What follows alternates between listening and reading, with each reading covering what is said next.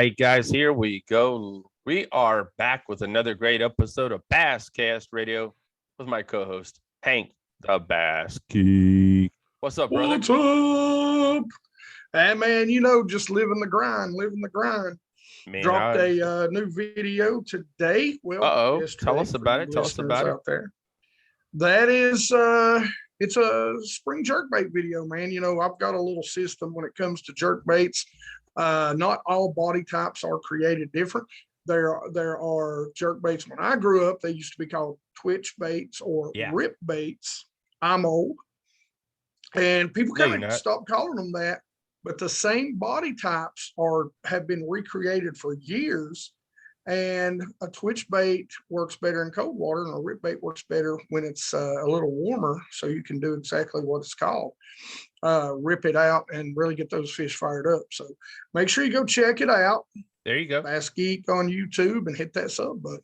There you go. Hit the sub button, hit the bell, hit it all. That way, every time Geek drops a brand new podcast or goes live, you will be notified. That way you can watch his live episodes as well. So make sure you guys check it out. Hit this real quick, guys. We all know John Cruz right here in Central Virginia. Won a big one this past weekend on St. John's River. Tidal water again, his second win. Yeah. So he's won on the left coast, I always call it, and the East Coast. So congratulations to him. And congratulations to me, man. I finished 11th in fantasy fishing. I mean, I never done that crap before. So, I mean, congratulations to me. I didn't get a prize, but I mean, that's like an accomplishment right there. First off, I now owe Brian $1 because he beat me. I think I ended up in 40th. I was like, what is that? But second off, I'm taking full credit for the John Cruz win. There you go. We talked to him the night before. I told him I couldn't pick him. I think it motivated him to go out there and just overcome all adversity and win. Holy cow. Yeah, guys, real quick on that. Let's talk fantasy fishing. Episode number 2 dropped this weekend. What is it? I skipped Monday because we had Valentine's Day, so thought I'll be good. I can't say nothing. Our second or third date, I record a podcast, guys. There's the dedication to the basscast.com. I mean, I ain't gonna say nothing, but living the grind. So like we dropped it Tuesday, and we talked about the Harris chain of lakes. I made my picks. I gave you guys all a quick look into who I picked. There it is, right there. There he is. I picked him to win it all. We'll see what happens. Well, not really win it all, but first in the first group. So it was I will tell you one thing, Geek. I'm not gonna lie about this. I think I spent 2 hours yesterday working on it. 12-minute, 10.5-minute podcast. I went back and I studied research. We all know it's going to be a sight fishing event. The bass going to be up on the beds. I mean, things are changing in Florida. Wish they were changing here, but we get a little taste of it. I think I heard seasonably warm weather for March going to be around here. So excited about that. Going to be nice, but my way going to be raining. Yeah. Yeah. So head on over, check it out. Everything so far has been, like I said, I haven't uploaded to iTunes, but it is uploaded to Google. I got that notification. Bass Geek, a lot of his stuff's been uploaded to all of our networks. And we're not going to go through all that tonight, but we will be going through that really, really soon. But lots of things happening here at the basscast.com. We're ready. Fishing tournaments kicked off right here in Central Virginia. We had a cat event. My boys Ben and Brandon Reynolds won that with 21 plus pounds on Smith Mountain Lake. Thank you guys for checking out that. So newsletter dropping this week. If you're not a member, if you haven't signed up for our bi-weekly newsletter, please do so. A lot of you guys open it. Thank you for checking it out. I got to add the puzzle for this week, the word search that we added to the bottom. Get to know your Bassmaster Classic qualifiers, what we've been the last two, and this will wrap that up as well. So it's a lot going on, brother. A lot going on, man. Trust me, I'm with you. Finally finished up, had a great time in Columbus, Ohio with a lot of the Bass Geek Nation up there. Had a great time, met some cool vendors. You never know what's going to come of that. Man, just a good time hanging out with my guys from Canine Line. And like I said, all the subscribers and followers up there. But now it's time to fish. Had taken a trip to Santee Cooper. There you March go. 1st and 2nd. We're going to go down there and try and catch my PB. Heck yeah, brother.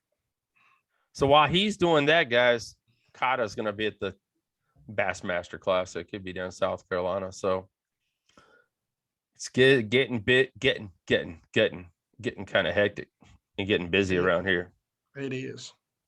All right, guys, tonight we got a returning guest for, what is he up to, like third or fourth time just this year? I think it's his third time. Third time this year. But he's doing great.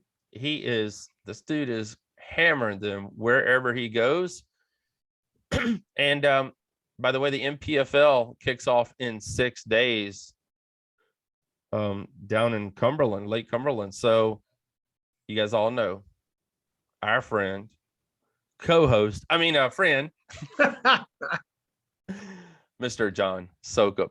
Guys, we'll be right back with him. And we're going to talk about his Bassmaster Southern Open. He had a great finish in that on the Kissimmee Chain of lakes. So he's going to tell us all about it. I talked to him before the event. We hammered back and forth between each other a little bit, but he's going to break it down for us. And then I think he said he's got a few things he can talk to us about the NPFL. And he gets on the road and heads to Cumberland and hopefully knocks it out of the ballpark for stop number 1 like you did in 2021. So, guys, we'll be right back with Mr. John Sokup. All right, guys, we are back with Southern Open NPFL angler, Bassmaster angler, Mr. John Sokup. What's up, brother? Welcome back to the show. We appreciate you as always. Thank you for coming on.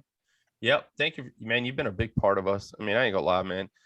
Danielle said we should make you a co-host, but we can't afford the 6 figures, so we'll have to start a GoFundMe account. We'll have to see how it ends. Yep. I mean, that 6 figure was kind of a one-time offer, though. I just want to let you guys know that. We were so close to Valentine's Day that I was just feeling a little love. I don't know that I'll be feeling that way next week. So let's say farther, the farther that star rises, the higher that price gets.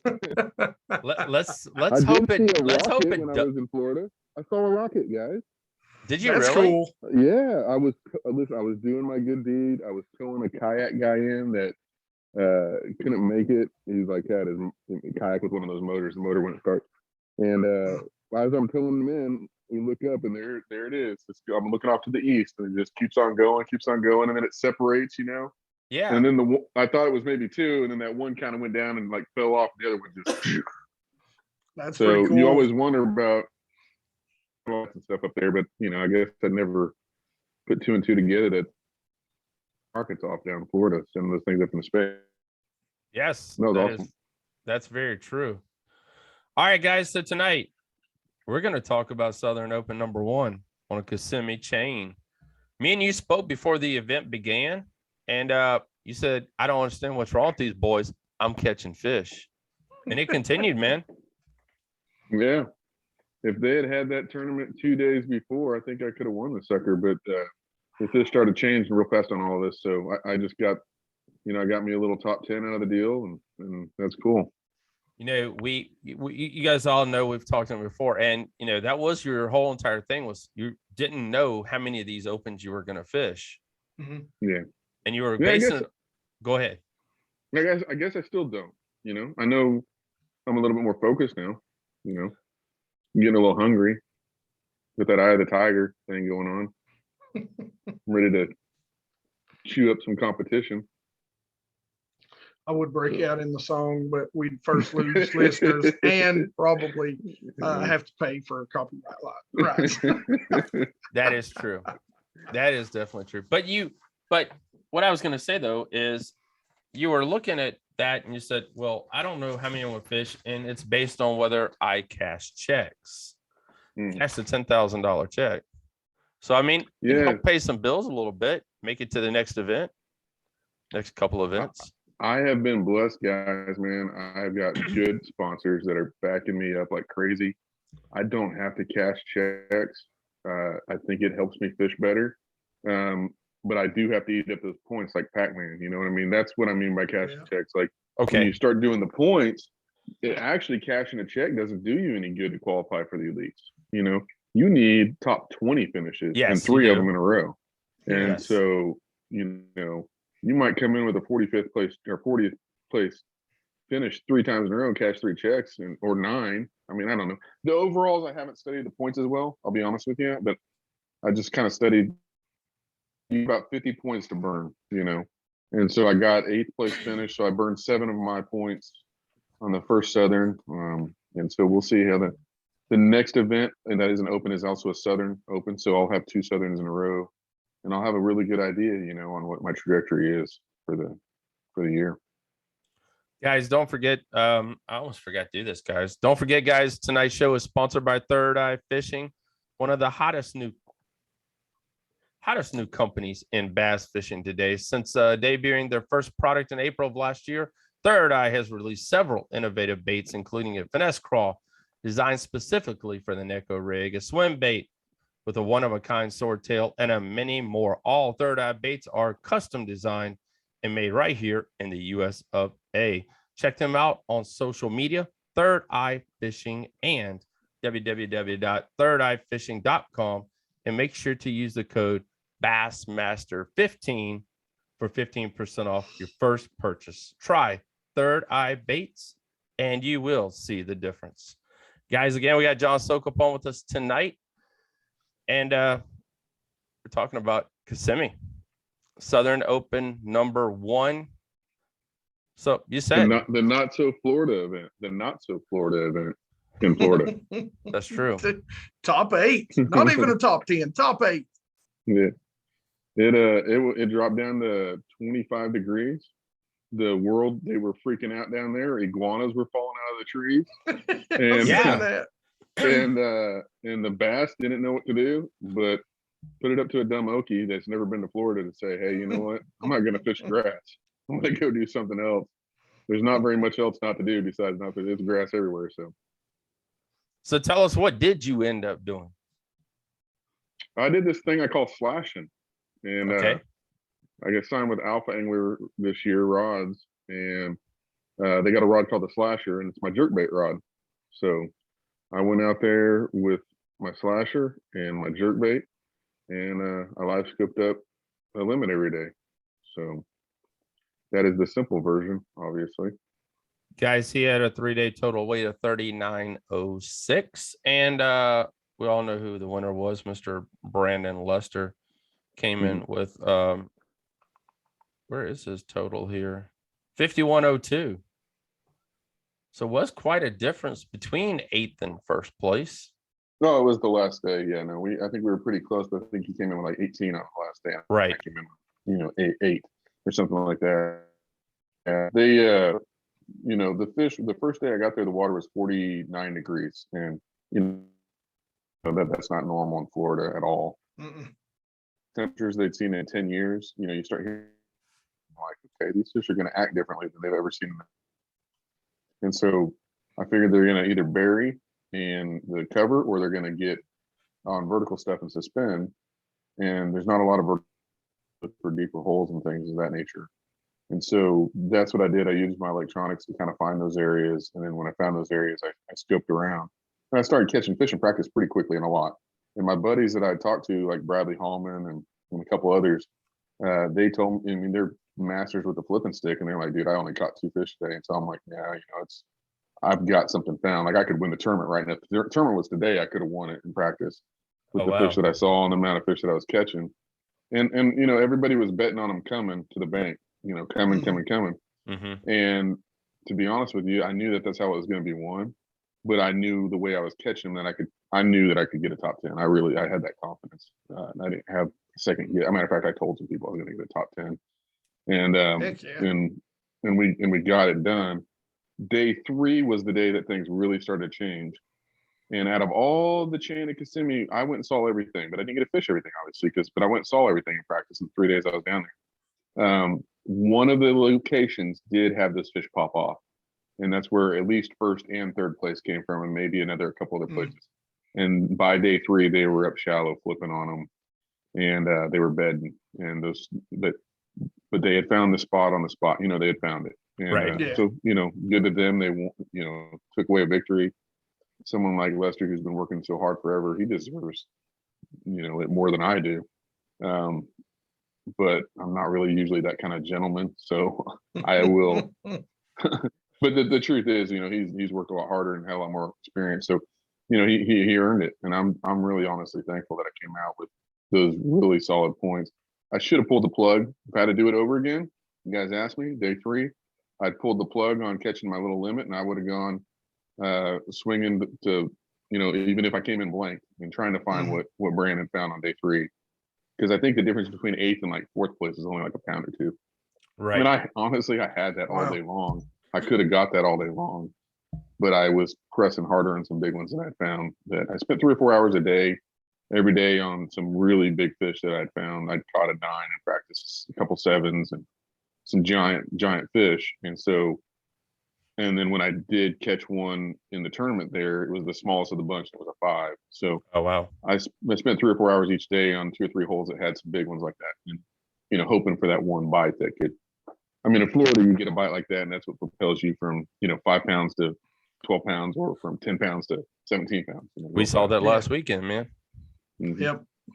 Yeah, John Cox's bag. I mean, 31 plus pounds on day 3. I mean, it took him from going home, to almost winning the daggone thing. Yeah. So like I said, I don't regret, but I definitely learned. Okay. That was my first time on Kissimmee Chain of Lakes. And to be honest with you, where the fish were, where it was won, and where the 3rd place bag for sure came out of, and maybe like a couple other top 10s, when I drove through that lake and I saw everything, I called a couple of my buddies. I'm like, that's where it's going to go down. It's going to go down. So my gut feeling was right, but I didn't ever make a cast there in practice. Wow. Which is not uncommon for me. Yeah. To be honest with you. I went and looked at every lake there was.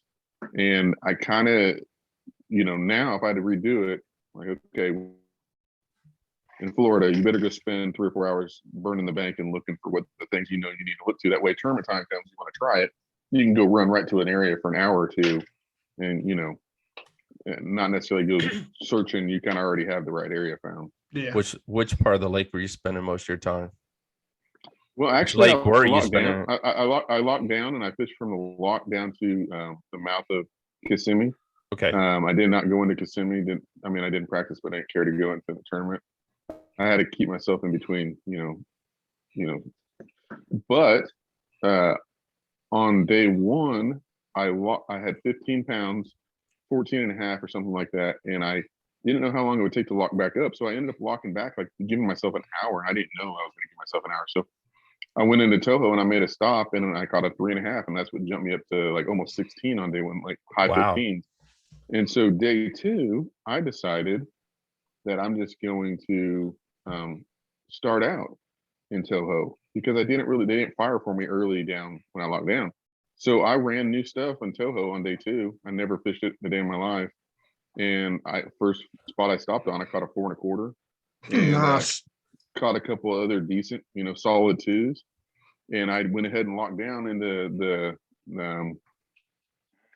the chains below. Right. Started running some of that stuff, and I was down there for about 2.5, 3 hours, and I was just like, man, it didn't feel right. And so I locked back up, and I gave myself 2 hours, and I ended up coming across the school like 30 fish. And I know I caught at least 10 2.5s in a row in one strike. I got lit at one point.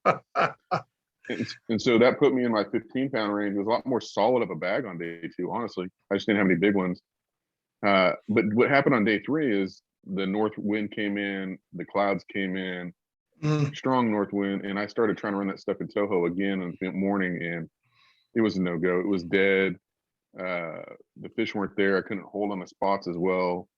If they were there, they were just buried deeper than I could see them, And so I logged down, and I actually got on some schooling fish and put a couple, I caught a couple limits, Right. but they weren't big. And so I Yeah, you went had to my 8 pounds on day 3. Yeah. So I went to my big fish stuff locked down, and spent 3 or 4 hours doing that. It was no bueno. So I locked back up, and I only gave myself 15 minutes. I stopped where that school was at on day 2, and they were there. And it was windy as all get out. And I'm like, I just couldn't, in the 10 minutes I had fish, I couldn't get them to trigger. So I kind of regret not locking up and giving myself about an hour on those fish and checking them again. Because, if I had got them fired like the day before, I'd come in with another 15 pounds. But it's fishing. It's true. It's fishing. It's a live and learn, especially when it's a brand new lake, a brand new body of water you've never been to. Yeah, can't be too sometimes disappointed though. Eight No, flakes out of it. heck Yeah. no. So Good, like you I've said, got- good points. I fished 2 opens, and I've got a 4th and an 8th back to back. So that's, of course, that 4th was last year's season, so it doesn't count. So Right. I mean, my confidence level is pretty high right now. You know what I mean? So Momentum though. That's yeah, momentum. that's what it is. I feel it. Yeah. That's awesome, brother. So the area that you were running, that you were finding fish, were you pretty much using the same tactics in every location, or was it, I'm trying to remember the bait you were telling us you were using at the beginning, but were you using it? That treble hook? Yeah. Were you concentrating on that in both No, it wasn't a treble hook. The It bait you was, were, it was It had jerk treble bait. hooks on it. Yeah. yes. Yeah. A 3-ounce weight and a treble hook. Man. Good God. Snag Snag it. It's called a reaction bite, guys. It's not snag, it's a reaction. Yeah. So tell us a little bit about what was the jerk bait that seemed to shine for you. Color was an extremely important thing, and I had a little jerk bait that had like a copper look to it. And so, it gave me confidence. I don't know if it was the color or not, but it had confidence with the shiner. So I stuck with, copper colored jerk baits. And like I said, I don't know if that's the deal down there or not. I will tell you this: I tried to do some silent stuff. They didn't like that. They wanted hot, heavy rattles when they did. Okay. But those Florida fish are very, very finicky feeders. And I personally believe that they feed off a sight and not off of their lateral lines. Not that their lateral lines don't work, but I just don't think they use them. I think they like to fish with their big old gigantic Florida eyeballs. And so, you had to really know how to trigger a fish to make them react. There was maybe 2 or 3 out of those 15 I caught were like actual, what I would consider feeding fish, ones that were come up and choke it all the way in there, and they're there to eat it. The rest, I think, you're more curious. I got them to go. All right, guys, we got Mr. John Sokup on with us tonight. We're talking to him about the Kissimmee Chain in the first Southern Open of the 2022 season in his 8th place finish. He told us, looking back on the event, we always ask everybody looking back on the event, what they would have changed, what they'd have done different. You kind of already pretty much hit on that for us now. So you got the momentum. You got another Southern Open coming on up pretty soon, but you have an event coming up really soon. NPFL, guys, on Cumberland Lake. Yeah, we're excited for it. My truck wasn't excited; it gave out on me, so I had to get my wife's expeditioning gear, and so I'm going to be driving up there with that. But my jerseys aren't in yet. I'm just not prepared. I haven't got my tackle ready. I'll throw those in Friday. But yeah, I'm leaving out Saturday morning. Sunday starts practice. Sunday, Monday, Tuesday practice. We got a Wednesday media day where people like Brian come in and we get to do the interviews and things like that. Oh, yes. So, but it's an off day, so we're off the water, and then tournament's Thursday, Friday, Saturday. NPFL's all 3 days. There's no cuts. And interesting, Cumberland, we are going to have 12-inch spots, 15-inch largemouth, and we have no exemption form for smallmouth. It has to be 18 inches or it's a no-go. Oh, wow. So I'm going to go fish for the stripers and come in with 24-inch stripers, and hopefully they don't notice. Well, they do have some good striper fishing up there, and I've got then the other I've place got a on the open, Sharpie. I've got a Sharpie and some other things. I'm just going to dot those things green. up, and yeah, they won't notice. The other place you're going, your next Southern Open, I believe, is Cherokee, right? They got some good striper fishing down Yes, there they too. do. Yeah, So yeah, may be able to fool two different tours. yeah. So listen, guys, I've done a little bit of study, a little bit of homework. I don't need to do a lot of homework. I think you can overstudy. I think you just need to get at some like generalities. Is that right? That are truthful. You know, you can't get some fake ones, which that's real cool because we got all sorts of old FLW tournament tour videos to watch. And so I've watched all those things, watched a couple other YouTubers, saw this guy named the Bass Geek doing some things. That guy's a fat liar. Don't believe him. I did put some thumbs down on some videos. I'm like, hey, any comments are good. If it was Bass Geek, it's all thumbs down. No, so listen, I mean, the guys that have won in the past had 5 18-inch smallmouth. Wow. Then there's nobody else that has those. So right, it's like right. one or two guys are going to do it, and then the rest are going to struggle really hard. And I mean, guys, I want to win. You know, I like that W. Right. It feels good. Things happen when you get W's that are real good in the fishing industry. So I'm going to go practice for it. But during my studies, I've got a chart that I can show you guys. It's not going to be a secret if it happens, but in year 2021, 2020, 2019 was a flood year, so I'm not going to count that. In 2018, in the last week of February, the 1st of March, they raised that lake 30 feet in 1 week. Yep. It's happened. Holy cow. And that's the week we're there. So, you know what? I don't think it doesn't matter. I'm going to prepare for finding fish off, out deep and doing the things that I can do better than other people. It may not even matter. I know that in Oklahoma smallmouth, which we only have a couple lakes like that, if we have any kind of raising water, incoming water, it doesn't matter if it's 39 degrees. Those things go to the bank. Yep. And so what I thought may be an offshore and in my wheelhouse, it may not even matter, man. It might be best to just not, if it's rising like that, it might even be smart to practice, go out there and go fishing. So we'll see. Obviously, I got a plan if that happens. But, that's going to be, it's going to be a wild experience too, honestly. I've only been on a couple lakes that have rose that much, that fast in Oklahoma. And usually they're about to shut down the lake when it goes up 20 or 30 feet. So, yeah, no joke. Tell you one thing, we got a body of water up here called Leesville Lake. It feeds from Smith Mountain Lake. You can show up at that lake in the morning, it's 10 foot low. By the time you left, it's 20 feet high. Is it a power plant lake? Are they dropping it for power? You know what they're doing? Yeah. We have one of those in Oklahoma, but it's called the pump back. At least the old timers call it pump back. It's no gas motors, so it's only electric, but it's got some. We can have everything on this thing.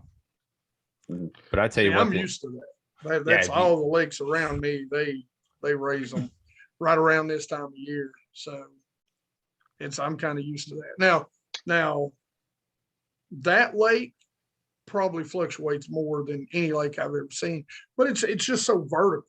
I mean, and that's me. If I'm calling a lake vertical and steep and deep, it's crazy because that lake's different. It's different than from anything, like a lot of things that I fish too. So, well, guys, make sure you head on over to the NPFL website. That way you can follow Sokup through the event. I know we'll try to do something with you, maybe do some Instagram live or something like that before the whole thing starts, before it begins. See if you found anything through practice. It'd be pretty cool. We'll do that. But make sure you guys are following that. The ticker's up already. I think after this, there's 6 days left before the event begins. So like I said, blow it up. They do an excellent job. I tell you one thing, guys, it's it's almost like watching Bassmaster. It really is. They do an amazing job. There's no holes. I mean, it's top-notch stuff, and they've got a great setup. But before we came on, Sokup said he had a couple little tidbits about some things in the NPFL that he might be able to drop with us tonight. Maybe a couple little nuggets of some things happening and a lot of great things that are coming Man, out. You're trying to get me in trouble and talk about things I'm not supposed to talk about. Just a little nugget. That's all. Give us one, man. Give us one nugget. Is this a good time to advertise my new Yes. A-rig holster from the Bass Tank? You see this, guys? If you are A-rig aficionado like myself, this is what you need, guys. You tired of tangles? No more worries. This thing snaps on your rod, all your baits. See, there's a picture of how it works. See those beautiful baits right there on my rod? That's how it works, guys. So get yourself. As you guys an can A-rig see, he is holster from the Bass avoiding the Tank. conversation. Well, listen, I'll be honest you know with what's you. as beautiful as my blue eyes? See this bait right here? That bait's pretty. Beautiful blue. And it's a custom bait that no one else has besides myself. And See that? and I'll tell you, I don't know what I don't know what I got to do to get one of those A-rig, holders from a good friend of mine. Yeah. But you just call me up, and I'll do something for you. We'll send you one out, man. It's been exciting. It is actually one of the coolest parts about the Bass Tank is now listen, I have a friend of mine that he's the inventor of this, and we actually licensed with each other to be able to call it and market it as a Bass Tank original. So I'm not gonna take credit for the idea. I'm just gonna take credit for falling in love with it and bringing it to the public's knowledge of what we're doing. But yeah, dude, that's an awesome part of what we get to do. That's actually why we started the Bass Tank to begin with, was to be able to be a part of cool ideas like that. That's awesome. So the NPFL, you say? Yes. Ryan? Yeah, it looks like they're going to have some announcements of some sponsors that have jumped on board, which after, last year's championship being canceled, man, it's awesome to see. We also will probably have an announcement. It looks like the field will be a full 125 by the time it starts. I think we're at 123 right now. So I don't think that's going to do anything besides go up. So that is good news. I mean, with as great a seasons we had last year, we never got, we were in the 105 or something range. Yeah. So, we got more people join us, more sponsor money coming in already earlier, which is gonna give opportunity for the management to, focus more on, some things that will benefit the company, the NPFL company as a whole, and which is what we need for it to grow. So it's just not something that's just something we talk about 10 years from now and be like, oh, that was cool. That couple of years they did, no, the NPFL needs money. They need to be able to raise money and focus on money. And so things have to fall in place. And so I think there's gonna be some announcements coming up soon in regards to those opportunities being put out there for the ownership group. All right, guys, make sure you check their website out. Check out the basscast.com as well. All press releases will be up on there as always, so you guys can stay up to date on what is happening at the NPFL and with Mr. John Sokup as well. So before we go, man, shout out your social media, YouTube channels. Talk about let's hit on this really, really quick. Your brand new YouTube channel, man. Yeah, we're up to what 4 or 5 episodes already? Well, dude, I don't know. I got like something that says I almost have 15. I think I've got like 12 videos. 12 episodes. Looks like you got about 8 hours of viewing to do, man. I do. Holy cow. I'm recording podcasts. I ain't got time to watch YouTube. Yeah, I think we're 2 months. I think we're 2 months in here pretty soon. Yeah. And man, it's taken off. We got on there some good life. I think I got 30 where I caught 30 pounds, pitched a pounder in that video. I do a lot of explaining my thoughts. I don't know whether people like that or not. I enjoy sharing my thought process and get good feedback. And what I mean by that is, like, before I go into a tournament, what am I thinking? During practice, what am I thinking? Like, during the tournament, what am I thinking? And why am I making the decisions I'm making in real time? A lot of guys that do really good video editing, they're really good at editing, guys. They do. Right. They will start the day with 5 different videos. They made 5 different 2-minute videos because they think that they could do 5 different ways. And then they use that video to blend it in. It looks pretty, but it's not really realistic, you know. I mean, to be honest. So this is me saying, hey, I think this is going to happen, and then guess what? I'm wrong or I'm right, and we talk about that. Yeah. So I've also had some cool opportunities to interview Jason Christie about his spinnerbaits, the covert spinnerbaits. That's a cool video there. I just did an interview with Mark Rose.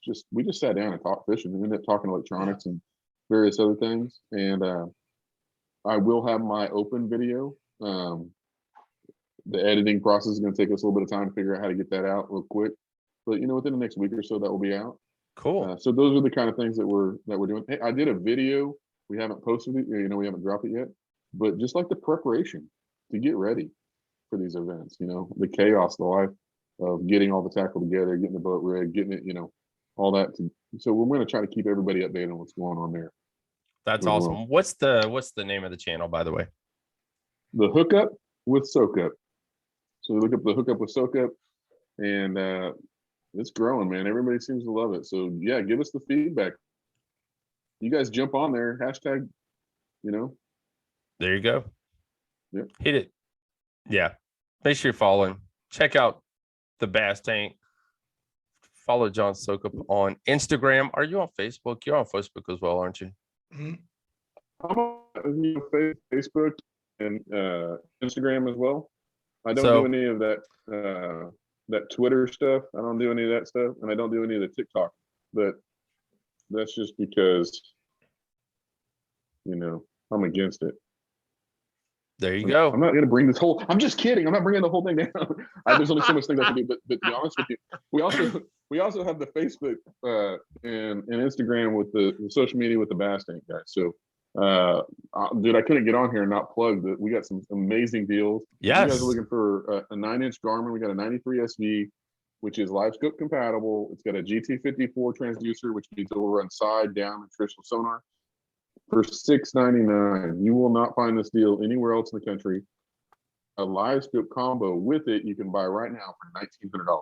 So you have, and on top of that, if you go to thebasstank.com, you put that in your cart, and you put financing, you can get it financed. And I mean, you can have a couple $100 down, you can have yourself a live scope and a 9-inch unit, which, you know, that's a good starter unit. And yes, it's just a lot of people caught a lot of big fish on that unit. Sokup, man, good luck, brother. Good luck next week. Good luck getting everything together. We will be in touch. Thank you for coming on and talking with us tonight. And as always, if we can do anything for you, you give us a shout. You know where we at. Yeah, man. Make sure you're following him. This dude's wild, crazy, and he loves catching some big old donkey bass. Have a great night, brother. You too. All right, Sokup, really quick right here before you leave, man. You know, with every YouTube channel, always comes some haters, man. You told us before you had a little hater news. Let's hear it, man. I don't know whether to be proud of myself about this or to like be offended.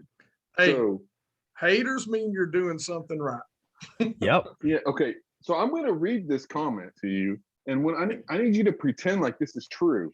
And then I want you just to know what kind of amazing genius I'd have to be to actually, if this is true, what he's saying about me, how amazing I'd have to be to actually do this. Okay. Okay. And listen, I'm even going to call the guy. I'm going to call the guy out. His name is Blazing Extreme. Okay, Blazing. I've already got a hater, so I'll just call him my Blazing Extreme. Obviously, Blazing Extreme. I just got a question before I just read this. How you really feel about me, Mr. Blaze? Okay. So he says, yeah. Oh, by the way, this is on a video where I catch a 10-pounder. Okay. Oh, wow. He says, these dudes suck at fishing. They can't catch fish without the grass anymore. John's a joke. Funny how John owns the Bass Tank, and I'm pretty sure is a part owner of the NPFL or whatever joke circuit he's running. He probably picked the lakes he liked, scheduled them, magically win $50,000 or $100,000 twice on that tour. That isn't sketchy to anybody else, and he's not even fishing. He's using a video game camera to fish. What a joker! I'm gonna beep. What a joker! Beep. They're jokes around Tulsa. So, yeah, Blazing Extreme. I'm sorry that your wife thinks I'm cute. I didn't know that I was doing that to her. I don't know if I like stole your best spot 4 years ago in the few tournaments I won around, but I don't. I think I got a Holy fan. cow. I think I'm. Yeah. Yeah. Oh So, man, so yeah, the hate mail is real, dude. They don't you like gotta it. love them, They man. You gotta love them. Hey, this is Uh, I was this has been many years ago, right when I was beginning of this whole thing. So I was going up to the car and I was putting stuff, I was putting everything in the car, and my kid was kind of lagging behind a little bit. And she said, Daddy, the guy said, look at that freaking idiot.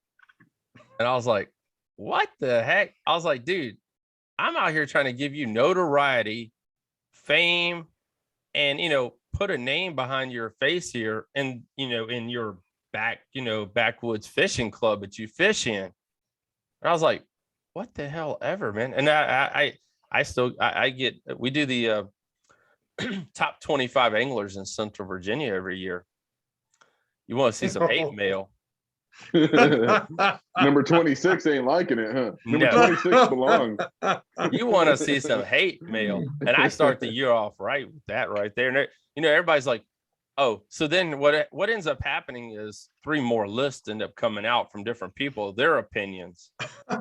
And I was like, what the hell is this, dude? It's just a list, man. It's like, what we think, what we see is the best anglers, in Central Virginia. Whatever.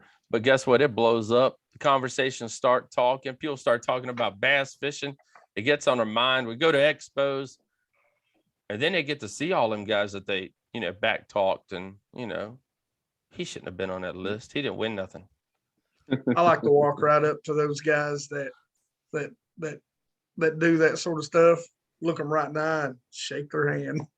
Yep. Yep. Brother, I've done it on occasion. Man, we appreciate you coming on. Thanks for talking with us. Thank you, guys. Had to add that. Thank you, man. So Yeah. that's pretty freaking awesome. But I'm a mad genius taking over the fishing You world. are a mad genius. Sneaky ownerships of businesses, of trails, secretly schedule them on the lakes I've never been to, and secretly winning twice. There you go. And I'm a sketchy individual. Watch out. Haters everywhere you go. Guys, I wouldn't mess with Sokup, man. He's 6 foot tall, 6 foot plus. I mean, and Yeah, plus. I think with that hand he could crush you guys. So it's Eye of the Tiger. Yeah. Sokup, appreciate you, love you. We'll be talking to you soon. Talk to you later, guys.